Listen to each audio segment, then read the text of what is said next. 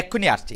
শুধু আপনাকে না তো, জামায়াত ইসলামীকে প্রশ্ন করলে অন্তত 50টা কমেন্ট একসাথে আসে যে তোমরা নাস্তিক, তোমরা ইসলাম বিশ্বাস করো না। জামায়াত ইসলামী হচ্ছে ইসলামের সোল এজেন্ট নিছে ব্যারিস্টার শাহরিয়ার কবির, তাই না?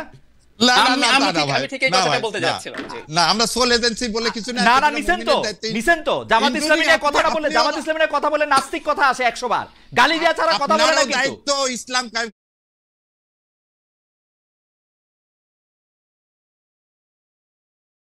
এই হচ্ছে ব্যাপার, সেই পয়েন্টে ইডিওলজিক্যাল জায়গা থেকে আপনি যেটা আসলে বলতে চেয়েছেন সেই জায়গাটা বলাটার কি আসলে আপনি আপনাকে একটু রিভাইজ করবেন কিনা? কারণ ধরেন আমরা আপনি বলতে চাইছেন, আমরা যেটা শুনছি আপনার কাছে যে একটা আইডেন্টিটির পলিটিক্স আসলে ছাত্র শিবির করতেছে, যেটা যে আইডেন্টিটিটা আপনার কখনো মনে হয় না কি যে ডক্টর জাহেদ এইটা আপনি ওর উপরে চাপাই দিতেছেন, মানে এই আইডেন্টিটিটা আপনি ওকে বলতেছেন যে তুমি আসলে এই আইডেন্টিটির লোক।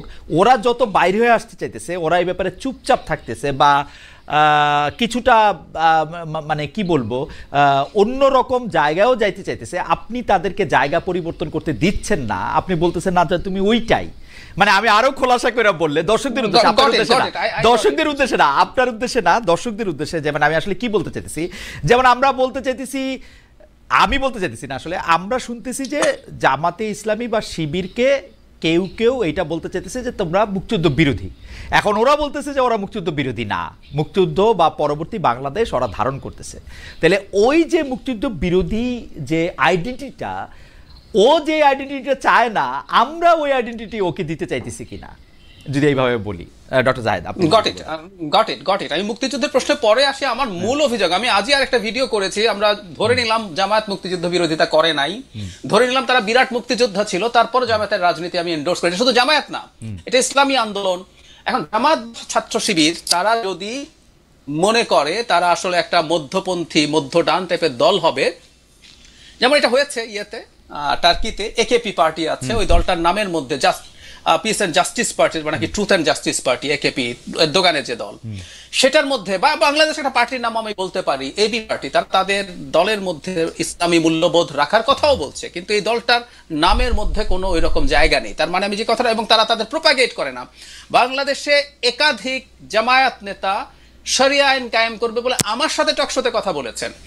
আজও আমি আবার বলছি, জনাব শিশির মনিরের কাছে আমি আজও এই প্রশ্ন তুলেছিলাম যে আপনারা যে শরিয়া আইনের কথা বলেন, শিশির মনিরও বলেন এটা, আপনারা যে শরিয়া আইনের কথা বলেন, you will have to explain that. So যে দলটা শরিয়া আইন কায়েম করবে বলছে বাংলাদেশে, সেই দলটা নিশ্চিতভাবে তাই। এখন ছাত্র শিবির যেটা করছে, এটাকে কেউ এক ধরনের কৌশল বলবে তারা ঢাকা জয় করার জন্য। যেমন ধরুন একজন নারী যিনি হিজাবও করেন না, নেকাব তো দূরেই থাকুক, অথচ ছাত্রী সংস্থা স্টুডেন্টরা নেকাব করেন ঢাকা।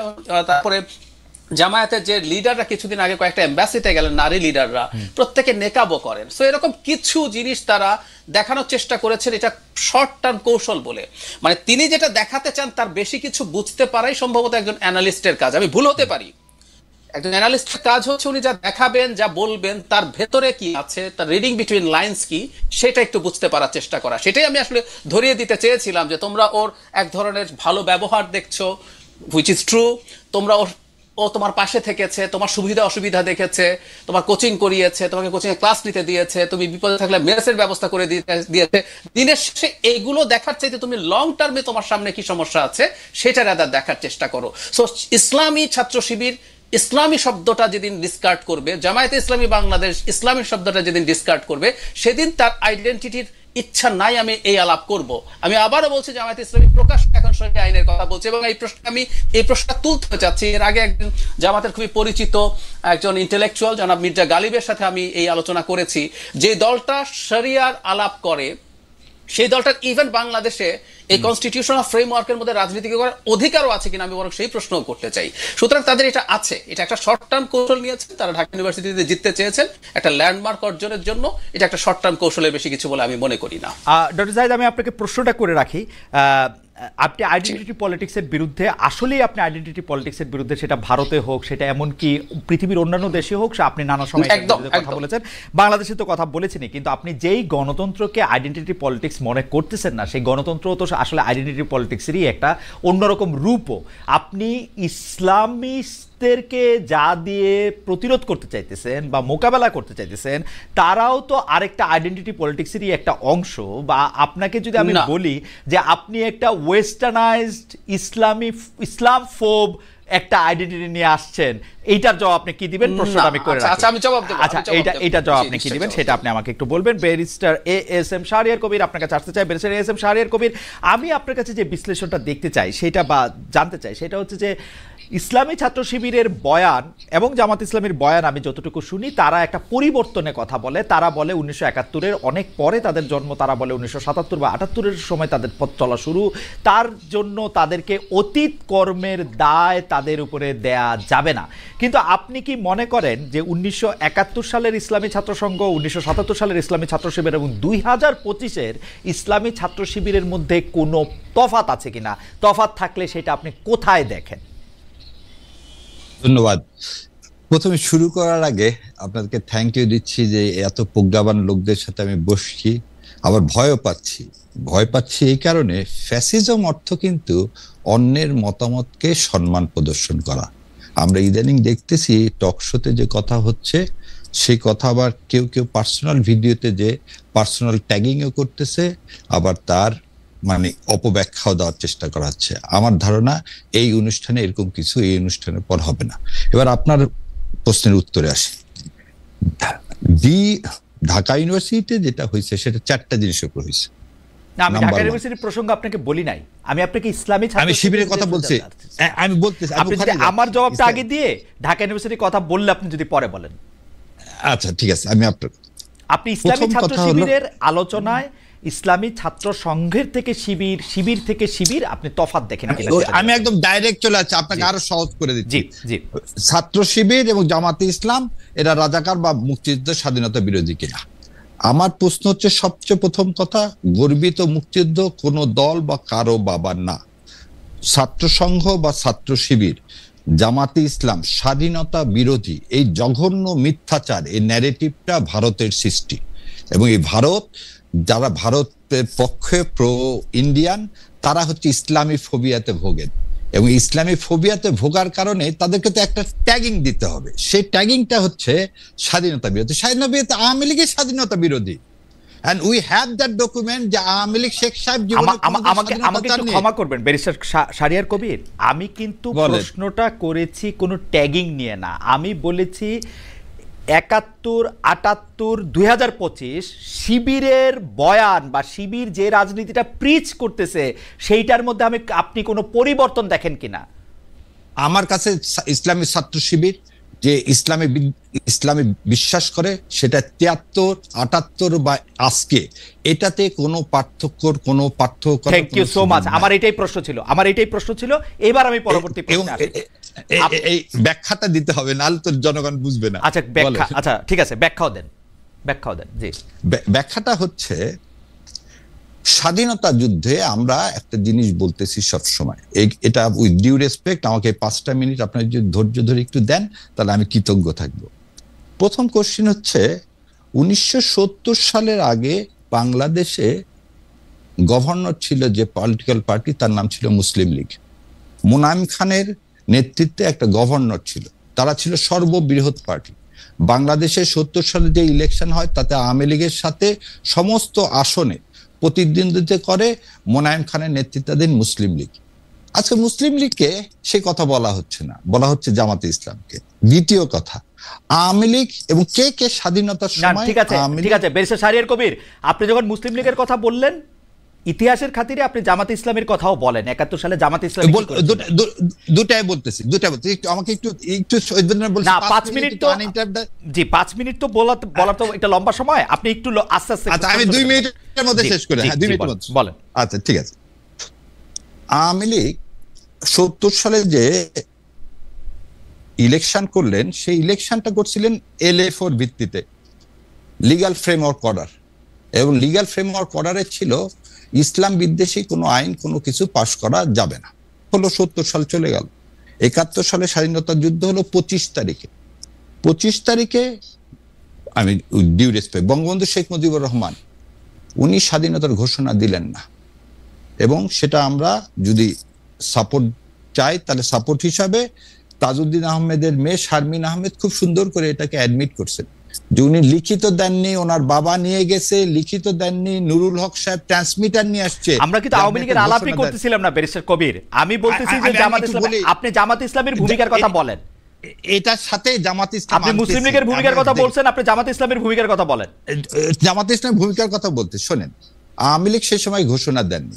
এবারে আপনাকে বলি, পূর্ব বাংলা কমিউনিস্ট পার্টি, আব্দুল মতিন আলাউদ্দিন, টিপু বিশ্বাস, ওহিদুর রহমান, এনারাও বলছেন যে কি স্বাধীনতা, ভারত হচ্ছে বহিঃশত্রু, পাকিস্তান হচ্ছে অন্তঃশত্রু, এই অন্তঃশত্রুকে কি করতে হবে, পরেই রক্ষা করতে হবে, ভারতের আধিপত্যবাদ থেকে আমাদের সরতে হবে। জামাতে ইসলাম সেম স্ট্যান্ডিং নিলেন। কি স্ট্যান্ডিং নিলেন?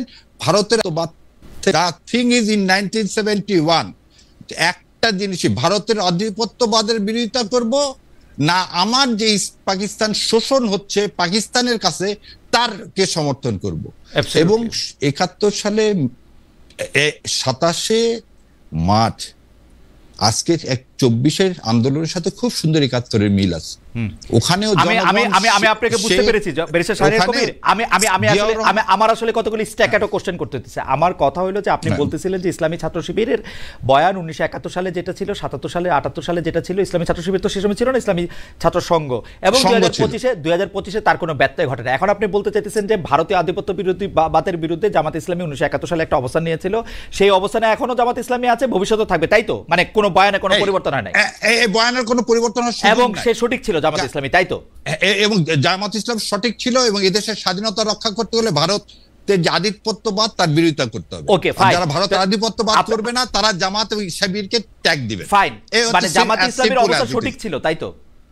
সঠিক ছিল। এবং কেন সঠিক ছিল এটাও বলতে হবে না, কেন সঠিক ছিল সেটা আপনাকে বলতে হবে না, আমি বরং অন্য কথা বলি। জামায়াতের আমির যে মনে করেন যে অনেক সময় তার অবস্থান সঠিক ছিল না, সেটা কি কারণে মনে করেন? আচ্ছা, তিনি বলছেন 1948 থেকে 71 সাল পর্যন্ত কেউ যদি প্রমাণ দিতে পারে। নো, আমার অনুষ্ঠানে তিনি বলছেন 47 থেকে 71 পর্যন্ত। আপনার অনুষ্ঠান শুনছি, জি, 24 পর্যন্ত সকল কিছুর জন্য তিনি ক্ষমা চেয়েছেন নিঃশর্ত। সেটা হচ্ছে একজন মুমিন মুসলমানের কাজ হচ্ছে সব সময় মানুষের কাছে ক্ষমা চাওয়া, কোনো অন্যায় না করে, অপরাধ হয়ে থাকে, কোনো অন্যায় না করে, কোনো অন্যায় না করলে আপনার মনে যদি আঘাত দিয়ে থাকে, আমি এই অনুষ্ঠান শেষে আমি বলবো ভাই, কারো মনে কোনো দুঃখ দিয়ে থাকলে আমাকে ওকে ফাইন। আমার মনে হয় এএসএম শাহরিয়ার কবিরের বক্তব্য একদম পরিষ্কার। 1971 সালে জামাত ইসলামের যে অবস্থান ছিল সেই অবস্থানটি সঠিক ছিল, এবং তারপরেও জামাত ইসলামের যে অবস্থান সেগুলি সঠিক। এই মানে যদি ক্ষমা চাওয়ার যদি প্রশ্ন আসে, তাহলে যদি আমাদের কারো মনে কোনো আঘাত লাগে, তাহলে এটা এই তো জনাব ব্যারিস্টার কবির আমার মনে হয়। এবং এখানে একটা জিনিস আমাকে অ্যাড করতে দিতে হবে, কারণ গতদিন আমাদের ভাই বলছিলেন যে জামাতে ইসলাম যদি মুক্তিযুদ্ধের সমর্থকও হতো তাও আমি তাকে ভোট দিতাম না। তার মানে কি? জামাত ইসলাম কায়েম করতে চায়, আমরা মুসলমান, এটা আমাদের অপরাধ? এটা তো অপরাধ হতে পারে। এবং ঠিক একই রকম শোনেন, এদের রাজাকার বাহিনী পিস কমিটি করা হয়েছিল, দেখেন কত মিথ্যাচার এদেশে। পিস কমিটিতে জামাত ইসলামী কেউ ছিলই না, পিস কমিটির চেয়ারম্যান ছিল মুসলিম লীগের, ভাইস চেয়ারম্যান ছিল মুসলিম লীগের। রাইট, পিস কমিটিতে জামাত ইসলামী ছিল না, আলবদর আল শামস ছিল। হাওয়েভার ব্যারিস্টার শামস কবির, আমি আপনাকে একটা কথা বলি, আপনি জামাতে ইসলামীর পক্ষ থেকে ইসলামী রাষ্ট্র কায়েম করতে চান, সেইটা এই দেশের অনেক ইসলামী দল আছে যারা বিশ্বাস করে না। আপনি খেয়াল করলে দেখবেন যে এইখানে হেফাজতে ইসলামীর আমির থেকে শুরু করে অনেকেই জামাতে ইসলামীকে নিয়ে আসলে কি বলেছেন, জামাতে ইসলামের ইসলামকে নিয়ে আসলে কি বলেছেন, এটা নিশ্চয়ই আপনি খেয়াল করেছেন। আপনি এটা নিয়ে আরও বলবেন যে আসলে কি ধরনের ইসলামিক রাষ্ট্র জামাত ইসলামী কায়েম করতে চায়, এবং সেটা শরিয়া রাষ্ট্র কিনা, যে প্রসঙ্গ ডক্টর জাহিদ একটু তুললেন। আমার কোনো অসুবিধা নাই, আপনারা বেশি ভোট পায় রাষ্ট্র গঠন করবেন, বেশিরভাগ মানুষ যদি এটা মনে করে, আমার কোনো প্রবলেম নাই। কিন্তু আপনার লোকজন, আমি আপনাকে আবার বলি, এইখানে যারা কমেন্ট করেন তারা জামাতে ইসলামীর লোকজন বা সমর্থক বলে আমি বিশ্বাস করি। তারা যেসব কথা বলেন সেসব কথা কিন্তু মুখ দিয়ে উচ্চারণও করা যায় না। এই হচ্ছে মানে আপনাদের যারা সমর্থক তাদের গণতন্ত্র। যেমন আমাকে বলা হয়েছে আমি গাঁজা খাই কিনা, গাঁজা খাইয়ে প্রশ্ন করি কিনা। আমি আবার মাপ চেয়ে নিচ্ছি ওদের জন্য। অজ্ঞতা মানুষের থাকবে, সে অজ্ঞতাকে আপনি মহিউদ্দিন ভাই অনেক উপরে, না ওদের না আমি উপরে নিচের কোনো কথা বলতে চাই না, আমি উপরে নিচের কোনো কথা বলতে চাই। ব্যারিস্টার শাহরিয়ার কবির, আমি আপনার কাছে আবার আসবো। আমি একটু এই যে একটু আগে না, একটু আমি শেষ করে দিই। জি শেষ করেন। এক ভাই যে ইসলাম সরাতে হবে, এই ধরনের কথা বলা অগাসিটি, এটা চলতে পারে না। এই দেশে থেকে মুসলমান হয়ে ইসলাম সরায় দিবেন এরকম অগাসিটি কথাবার্তা বলা, এটা অন্যায়।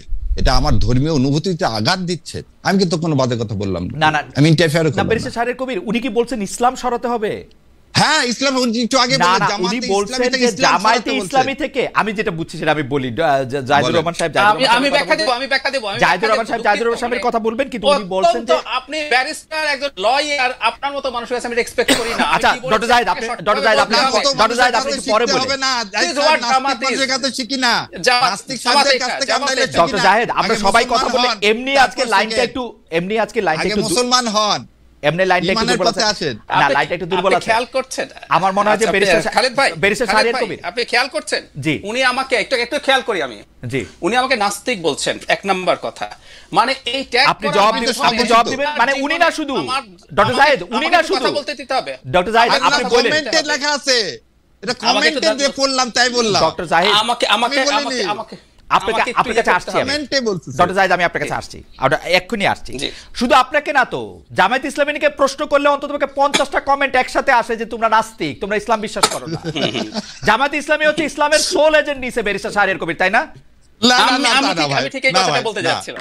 না আমরা সোল এজেন্সি বলে কিছু না। না নিছেন তো জামাত ইসলামী নিয়ে কথা না বলে, জামাত ইসলামী নিয়ে কথা বলে নাস্তিক কথা আসে 100 বার, গালি দেয়া ছাড়া কথা বলে না। কিন্তু দায়িত্ব ইসলাম কায়েম, শুনেন মোহাম্মদ শব্দটা দিয়ে আপনারও দায়িত্ব ইসলাম কায়েম করা, নালে ঈমান থাকবে না। না না আমার ঈমানের জবাব আমি দিব ডক্টর শাহরিয়ার কবির, আমার ঈমানের জবাব আমি দিব ব্যারিস্টার শাহরিয়ার কবির, আমি আসছি আমার কাছে, আমার ঈমানের জবাব আমি দিব।